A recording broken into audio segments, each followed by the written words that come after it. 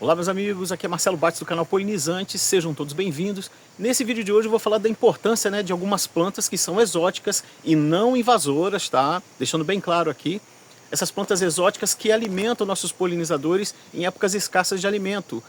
Principalmente agora, outono e inverno, começa a escassear as fontes naturais de alimentos das nossas abelhas nativas e de polinizadores. Esses dias até fiz uma postagem de um vídeo curto e teve um amigo que comentou, poxa, tá divulgando planta exótica, invasora e tal. Foi sobre o margaridão branco, ou margaridão de árvore, Montanoa bipinatifida, que é uma planta que também é exótica, de origem do México, mas é uma planta que não é invasora. A gente tem dificuldade até de propagá-la. Quero falar um pouco sobre essa planta hoje, que as abelhas priorizam ir nelas, As bugias, mandaçaias, as pequenas, como as plebeias, mirins, a Tetragonisca angustula, Nanotrigona testaicicórneas, iraís. Essas abelhas de menor porte, entre tantas outras, adoram visitar essas flores para coletarem néctar e coletarem pólen numa época que não há praticamente quase flores abertas. A Astrapeia, por exemplo, a Astrapeia valite ou a Astrapeia natalensis, que é também uma planta que floresce nessa época entre junho e julho, uma época escassa de fontes naturais, é uma planta exótica, não é invasora, as sementes têm baixo poder germinativo. Você separa um monte de sementes ou deixa debaixo da própria árvore, faz uma poda logo após ela secar as flores, E você vê que não nasce praticamente nenhuma, a gente não vê nenhum pé ali nascendo. Salvo esse ano nasceu uma muda, num dos 3 pés que tem aqui gigantes, nasceu uma única muda que eu enviei para um outro estado, para um amigo meu, para ele cultivar na área dele de plantios, tá? Então, assim, essas plantas exóticas que não são invasoras e que alimentam nossas abelhas, eu, ao meu modo de ver, mesmo sendo um divulgador de plantas nativas, que eu estou sempre atrás das plantas nativas, essas plantas exóticas são de extrema importância. Imagina uma fonte de pólen e de néctar, como por exemplo o margaridão de árvore, que é uma planta que todo meliponicultor ele deveria ter essa planta, se ele tiver como plantar, ou mesmo próximo, ali da casa dele, ou do quintal, ou no jardim. É uma planta muito importante, não é invasora, Montanoa bipinatifida não é invasor. Ele tem um percentual ali de açúcar no néctar, em torno mais ou menos ali de 42%, mas pode chegar ali a 44%, 45%, segundo artigos científicos.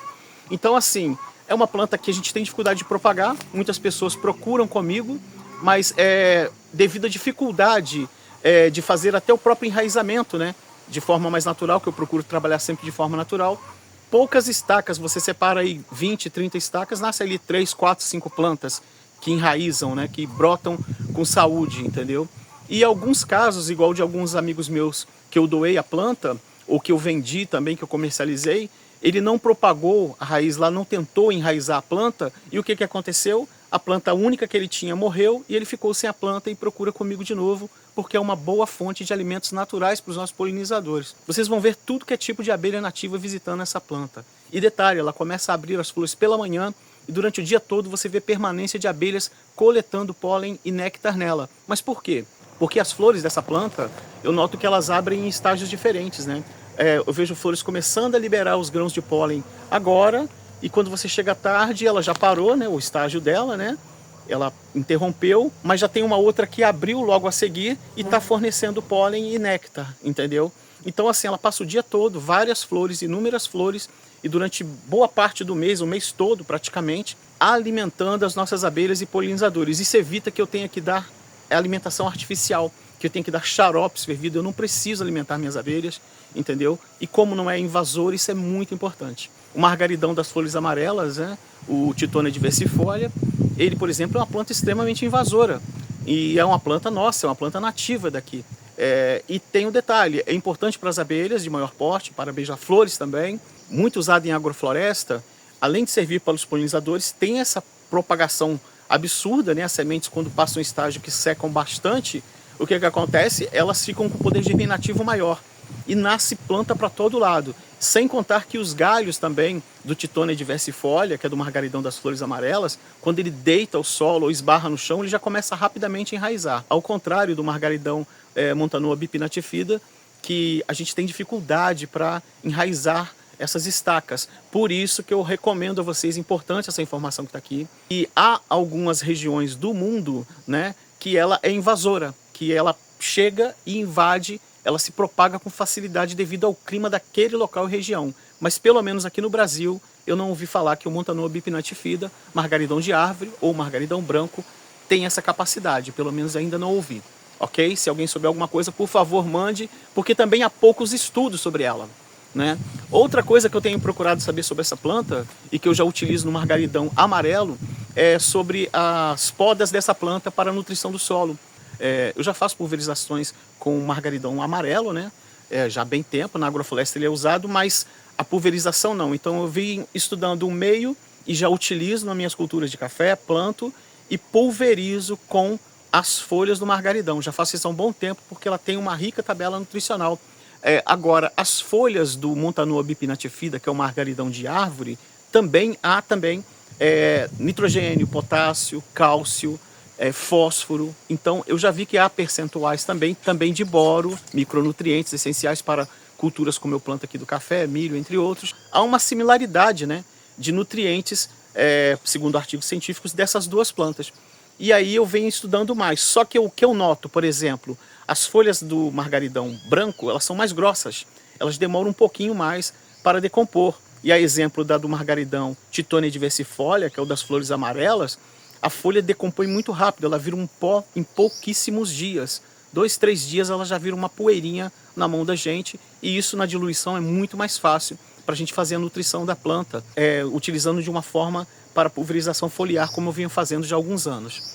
O que eu quero deixar claro nesse vídeo para vocês é que se aparecerem pessoas vendendo sementes de Montanoa bipinatifida, margaridão de árvore, margaridão das flores brancas, aparecerem vendendo as sementes, vendendo as estacas não enraizadas, amigos, a probabilidade delas vingarem, de você conseguir sucesso, é pouquíssima. Muitas pessoas compram e não conseguem nada, então é jogar dinheiro fora e é vendido ainda de valor alto, eles cobram caro. E assim, o que acontece? As pessoas que eu atendo normalmente, eu já envio enraizadas. O que eu quero com isso agora? O que eu pretendo e estou preparando é uma forma de conseguir enraizar um maior número de estacas dela, já deixá-las prontas e assim conseguir fazer o envio e atender as pessoas que procuram. Porque é uma planta importante, você não precisa de muitos cuidados assim. Você faz podas de condução, forma a copinha dela ali e tudo. Já mostrei para vocês aqui, tem vídeos aqui no canal de como eu faço as podas, conduzo as podas de formação, até mesmo de plantas como a fruta do sabiá, entre outras, e o margaridão de árvore se encaixa nesse mesmo método, tá? Vou deixar o link até no final desse vídeo, vocês dão uma olhadinha quando acabar o vídeo aqui, tem no final um link de podas na fruta do sabiá. É importante vocês saberem como fazer esse tipo de poda, que aí vocês conduzem a planta de vocês, ela vai produzir melhor, vai florir melhor, ela vai deixar um espaço bom na sua área, assim, para outras plantas disponíveis, né? Que aí eu introduzo essas plantas sem causar nenhum dano naquela localidade e alimento meus polinizadores. Estou para também editar o vídeo aqui, tá? Para explicar para vocês sobre a planta canudo de pito, né? Que floresce também nessa época. É uma fornecedora de néctar, de pólen, é conhecida como canudo de pito, é como mamoninha do mato, tá? E o nome científico, Mabeia fistulífera. É uma planta importante para as abelhas nativas, mas o que eu vou explicar para vocês, apesar de ser uma planta nativa, de nossa região, de nossa localidade, o que acontece? Ela é extremamente invasora. Então, assim, plantas que são nossas, nativas, e são invasoras, temos que ter cuidado também. Não só com plantas exóticas. Exóticas a gente já fica atento, claro. Vai chegar essa planta, ela é invasora, então descarta. Eu, pelo menos, ajo dessa forma. Eu vou dar até mais um exemplo aqui sobre essa introdução de plantas exóticas não invasoras. Qual a importância real disso? Dela não ser invasora e ser fonte alimentadora na natureza. Ao meu modo de ver e observar a natureza nesses últimos 30 anos, né? E são 14 praticamente agora, já cuidando de abelhas diretamente e plantando para elas aqui na nossa região sudeste, aqui na zona da Mata Mineira. O que eu observo com isso? Há 30 anos atrás, algumas plantas que nós tínhamos na nossa mata nativa, ela não tem aqui mais, ela não existe mais. Isso devido à falta dos agentes polinizadores que pararam de frequentar aqui, devido a monoculturas, pesticidas, agrotóxicos. Isso vem diminuindo a chegada tanto de pássaros que trazem sementes, né, e de polinizadores como insetos que não tem mais na mesma quantidade, de forma alguma, acabaram mesmo. Isso não está mais da mesma forma como era antes. Eu que já vi muita abelha nidificada na natureza ali por volta de 1985, 86, e hoje são poucas que eu vejo nidificadas, porque estão cercadas de monoculturas, elas têm que sair daquele tronco de árvore, que já são poucas árvores grossas, né, com abrigos naturais, e quando ela sair daquele abrigo ali, sem ninguém ter ali, nenhum meleiro ter chegado, atingido ela tem que conseguir sair e driblar esses pesticidas nessas plantações locais. Isso é muito difícil para a abelha conseguir sobreviver. E na cidade também é complexo, né? Chegou em problemas de mosquitos da dengue, entre outros, começam as pulverizações e as pessoas perdem aí colônias, entre tantos outros estragos que são causados em todos os ambientes. Está tudo de alguma forma meio que em caos, né, amigos? A gente sabe disso. Então, o que eu observo, por exemplo, a exemplo da pequena mata que eu tenho aqui, do trecho que eu preservo. Nesse trecho de mata, muitas plantas que existiam aqui há 30 anos atrás, um exemplo rápido, são maracujazeiros. Aqui tinha umas 10 cultivares diferentes de maracujazeiros. Hoje, se eu contar 3 é muito, entendeu? E amoras silvestres também. Não tem mais a mesma coisa. E são plantas que são trazidas por passarinhos, né, normalmente. Aí, a exemplo dos maracujazeiros silvestres, são polinizados por tamanhos de abelhas específicos silvestres nossas, né? Abelhas nativas nossas. Então, à medida que somem essas abelhas de tamanhos e portes, porque a flor do maracujá ela tem tamanhos específicos para que haja polinização com sucesso. Se não tem o tamanho exato daquela abelha, ela não consegue propagar aquela espécie. Então, algumas espécies de maracujá vão desaparecendo mesmo. As xilocopas, por exemplo, abelhas nossas nativas, elas, por exemplo, fazem esse trabalho de polinização desse maracujá convencional, que a gente já vê no mercado, né, nos hortifrutis, faz com extrema facilidade. Mas e as abelhas que têm que visitar as flores de maracujás menores, de tamanhos mínimos, flores com tamanhos diferenciados, que necessitam de um polinizador para encaixar perfeitamente nela para aquela polinização? O que eu vejo, do mesmo modo que falta para esse maracujá, a exemplo, faltam também para múltiplas plantas que necessitam dos polinizadores específicos. Muitas e muitas plantas nossas nativas que foram retiradas, até pelo sistema mesmo convencional de cultivo, que ele elimina tudo que é planta que alimenta abelhas, tanto de maior ou menor porte, né? Passam tratores, correntões, passam os pesticidas ali, eliminam as plantas baixas, por exemplo, que fazem com que o mel de uma abelha jataí tenha qualidade, o mel de uma nanotrigona também tenha suas propriedades antimicrobianas fantásticas, medicinais, como ele tem, entendeu? Eu vejo às vezes pessoas falando, olha, você vai ter o seu mel medicinal em casa e tal.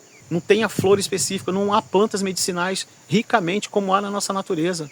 A quantidade de plantas que são chamadas de ervas daninhas e são plantas medicinais nos nossos sistemas de cultivos e são exterminadas pelas pulverizações são gigantescos. Os números de plantas que são eliminadas o tempo todo, entendeu? Muitas e muitas plantas como o picão, rubim mesmo, o próprio rubim, macaé, entre tantas outras, são eliminadas diariamente dos solos de nossas plantas, de nossos cultivos, devido às prioridades. Ah, eu vou plantar só café aqui, então eu vou plantar café, eu elimino tudo, vou deixar café e vou vir com adubação química. É isso que a agricultura convencional faz, entendeu? Elimina tudo e tem que ficar trazendo os nutrientes. Já a gente que trabalha em agrofloresta, não, a gente busca fazer nutrição através das podas de plantas específicas, buscar nutrir e atender aquela planta com o que ela necessita para que ela produza e produza saúde também, não só para nós, como principalmente para o meio ambiente, porque nós vivemos de tudo que a natureza produz, tudo.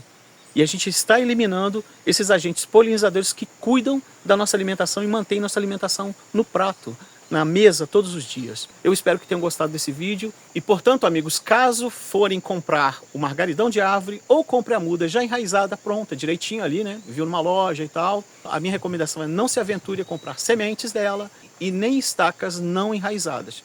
Um forte abraço a todos, espero que tenham gostado e até o próximo vídeo. Valeu, estamos juntos.